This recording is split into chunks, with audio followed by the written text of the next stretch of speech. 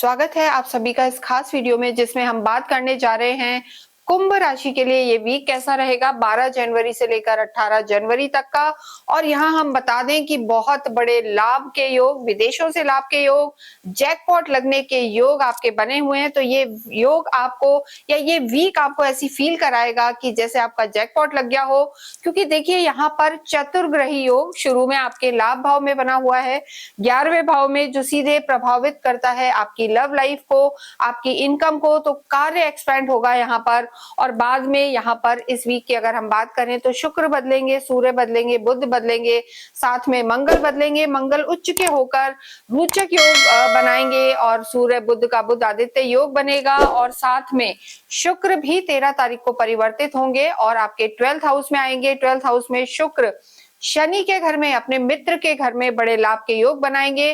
तो लक्ष्मी नारायण योग भी यहाँ पर बन रहा है, महालक्ष्मी योग। तो कुंभ राशि के लिए उनके जो परम मित्र हैं शुक्र और बुध उनका साथ देंगे, स्थितियां आपके लिए बेहतर रहेंगी और विदेशों से लाभ के योग बने हुए हैं। लेकिन यहाँ पर खर्चों के भी योग हैं। आपको कोशिश करनी है कि आपके जो खर्चे हैं सही जगह पे हो, तो स्थितियां बेहतर हैं। लेकिन जब जब हम वीकली राशिफल की बात करते हैं तो चंद्रमा भी बहुत इंपॉर्टेंट हो जाता है।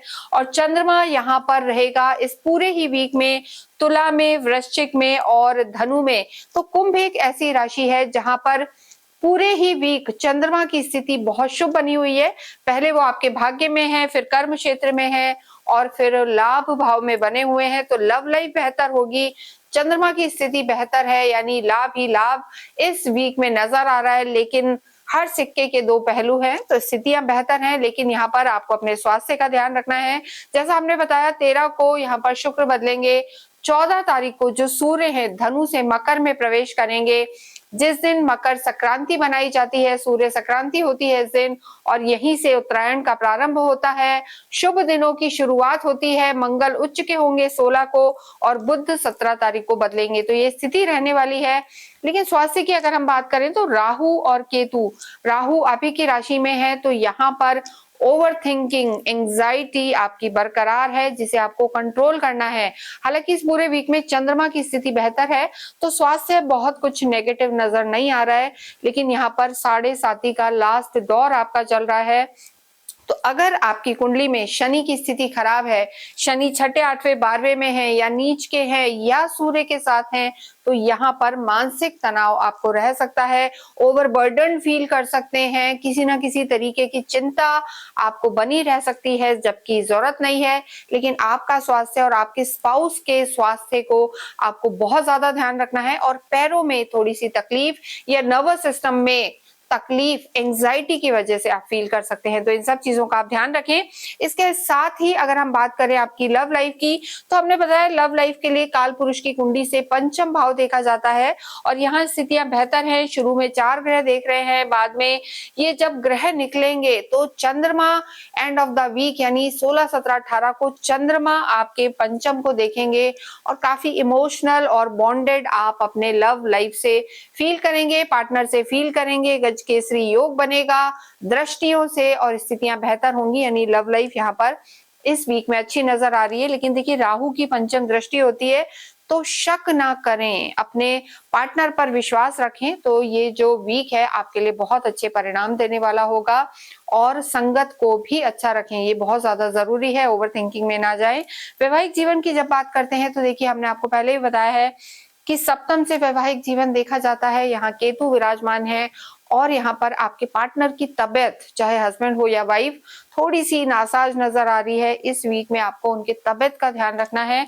उसका रीजन है कि सूर्य 14 तारीख को आपके 12वें घर में चले जाएंगे शनि के साथ। और देखिए जब सूर्य शनि के साथ आते हैं तो वहां पर थोड़े से चिड़चिड़े, परेशान हो जाते हैं। सूर्य शनि पिता पुत्र हैं लेकिन अति शत्रु होते हैं, ये कहानी एक अलग है, किसी और दिन बताएंगे। लेकिन यहाँ पर आपको अपने स्पाउस के स्वास्थ्य का ध्यान रखना है।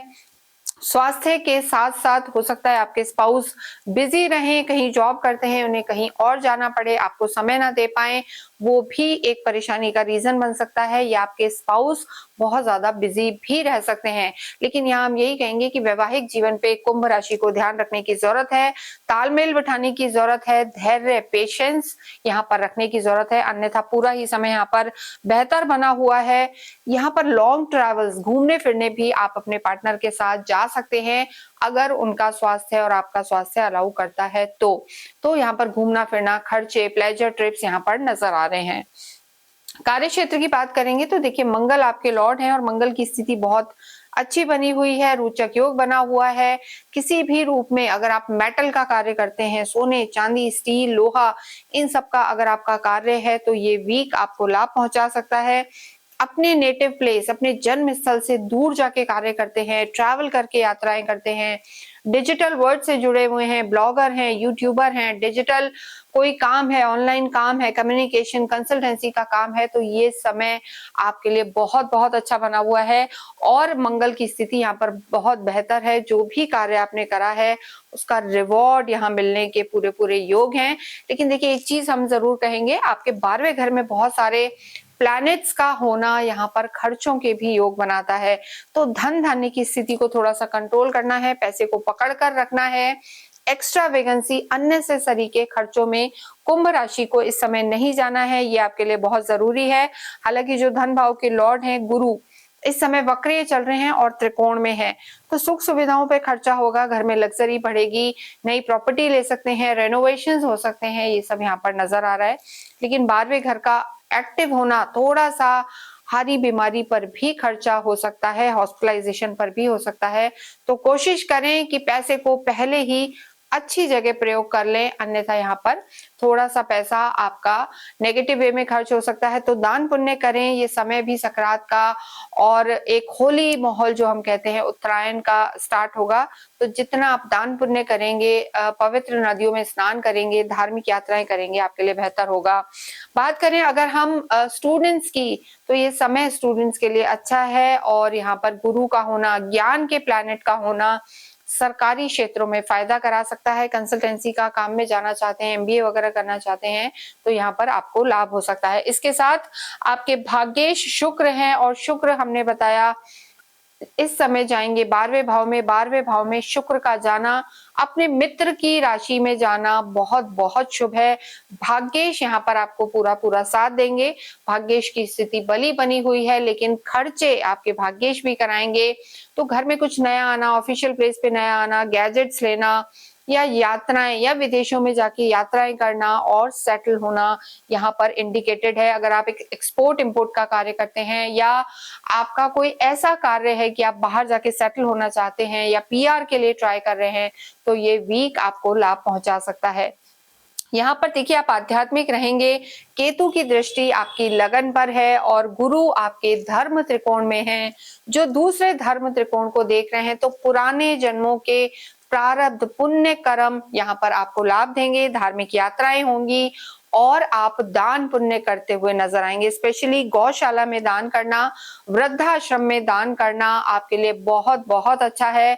यहाँ पर इस पूरे ही वीक आपको अवश्य ही तिल से बनी हुई मिठाइयां या काले तिल का जल में मिलाकर आपको शिवलिंग पर अभिषेक करना या काले तिलों का शनि मंदिर में जाकर दान करना आपके लिए बहुत लाभकारी रहेगा। गुड़ और तिल मिलाकर उसकी मिठाई बनाना, लड्डू गजक, इन सब चीजों का दान असहाय लोगों को करना और गाय के लिए जो हम कहेंगे कुछ ना कुछ हरी सब्जियों का दान करना आपके लिए बहुत लाभकारी रहेगा। यहाँ पर कुंभ राशि को मानसिक तनाव ज्यादा ना हो, इसके लिए जरूरी है कि आप ऊनी वस्त्रों का दान करें, स्ट्रीट डॉग को फीड करें। जितना आप धर्म कर्म दान पुण्य करेंगे और योगा वॉक एक्सरसाइज से जुड़े रहेंगे और नित्य हनुमान चालीसा का पाठ करेंगे, तो कोई भी आपको सफल होने से नहीं रोक सकता।